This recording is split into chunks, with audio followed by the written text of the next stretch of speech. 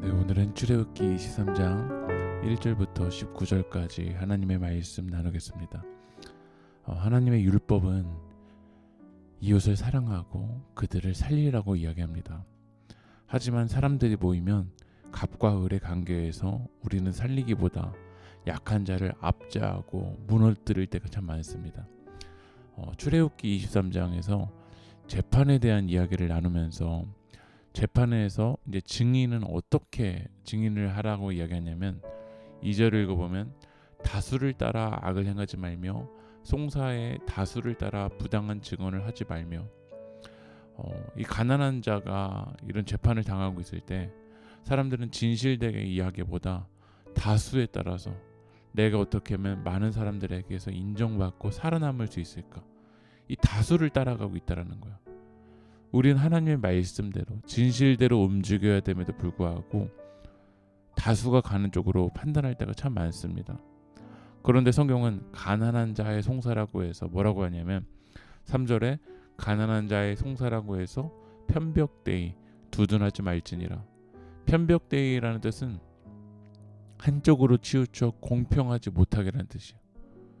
우리가 하나님의 말씀의 기준을 삼고 이웃을 살리는데, 가난하고 연약한 자를 살리는 대로 증언함에도 불구하고 이 죄인들은 편벽되이, 그러니까 한쪽으로 치우쳐서 공평하지 못하게 움직이고 있었다라는 거예요. 여러분은 하나님의 말씀의 기준대로 움직이고 이웃을 살리는 증언을 하고 이웃을 살리는 말을 하고 이웃을 살리는 삶을 살아가고 있습니까? 그런데 그들은 편벽되이 두둔했다라는 거예요. 두둔했다라는 건 편들어 감싸주거나 역성을 들어주다라는 의미예요. 오히려 부자의 편을 들었던 거예요. 왜 이렇게 부자의 편을 들었냐면 8절 읽어보면 너는 뇌물을 받지 말라. 뇌물은 밝은 자의 눈을 어둡게 하고 의로운 자의 말을 굽게 하느니라. 돈을 받은 거예요. 그러니까 이 가난한 자가 약한 일을 하지 않았음에도 불구하고 굽은 쪽으로, 의롭지 않은 쪽으로 말을 굽게 말하고 있었다라는 거예요.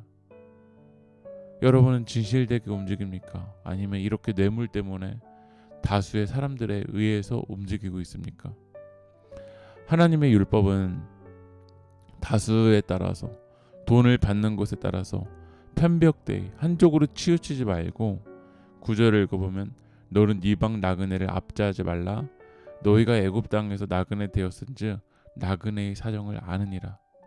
이 나그네를 압제하지 말고 나그네를 좀 살려주라는 거야. 왜냐면 우리들도 나그네였어요. 우리들도 애굽에서 노예였어요. 그렇다면 너희들이 원래 우리들도 나그네였고 원래 이방인이었다라는 거 안다라면 그들이 살 수 있도록, 그들이 일어날 수 있도록 압제하지 말라는 것이 바로 성경의 정신이에요. 오늘 이 23장에서는 삶에서 원수의 이제 길 잃은 소를 만날 때, 또 미워하는 자의 나귀가 엎드려져 있는 것을 보았을 때 어떻게 하라고 하냐면 4절과 5절을 읽어보면 네가 만일 네 원수의 길 잃은 소나 나귀를 보거든 반드시 그 사람에게로 돌릴지며 네가 만일 너를 미워하는 자의 나귀가 짐을 싣고 엎드러짐을 보거든 그것을 버려두지 말고 그것을 도와 그 짐을 부릴지니라. 원수의 길 잃는 소, 내가 정말 미워하는 사람의 소지만 오히려 돌려주라는 거야.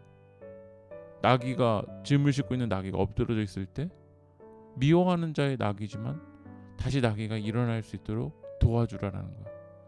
성경의 정신은 살리는 거야. 나랑 관계가 좋지 않다고 해서 이웃을 무너뜨리고 죽이는 게 아니라 오히려 이때가 하나님의 사랑을 나타낼 수 있는 기회예요.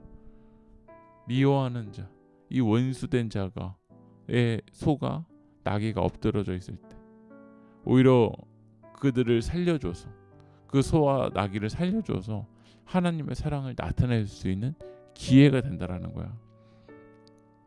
오늘 본문에서는 또 안식일과 안식년에 대한 문제가 나오는데 성경은 우리에게 안식년을 지켜라, 안식일을 지키라고 이야기하세요.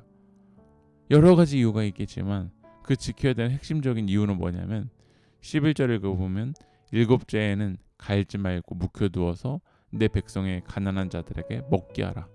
그 남은 것은 들짐승이 먹으리라. 네 포도원과 감람원도 그리할지니라. 6년 동안은 소유물을 얻지만 일곱째는 너가 하지 말라라는 거야. 왜냐면 그 일곱째에 가난한 자들도 먹고 들짐승도 먹어서 그들이 살 수 있도록 해주라는 거야. 12절에 보면 너는 엿새 동안에 네 일을 하고 일곱째 날에는 쉬라. 네 소와 나귀가 쉴 것이며 네 여종의 자식과 나그네가 숨을 돌리리라. 이 종들도 여종들도 그 여종의 자식들도 나그네도 숨을 돌릴 수 있게 일곱째 날 안식일에는 쉬라는 거야. 이것이 바로 성경의 정신이에요. 하나님을 사랑하고 이웃을 사랑하는 것이 율법의 핵심이에요. 여러분의 삶을 통해서 이웃을 살리고 있습니까? 아니면 편벽대이 움직여서 누군가의 마음을 아프게 하고 있지 않습니까? 뇌물에 따라서 다수에 따라서 움직이다 억울한 자가 생기는 걸 하나님이 싫어하십니다. 저는 우리 세계교회 성도님들을 통해서 이웃을 살리고 사랑하는 여러분들이 되길 축복합니다. 기도하겠습니다. 이 땅에 아무도 억울하게 고난받는 자가 없게 하여 주시옵소서. 예수님의 이름으로 기도합니다.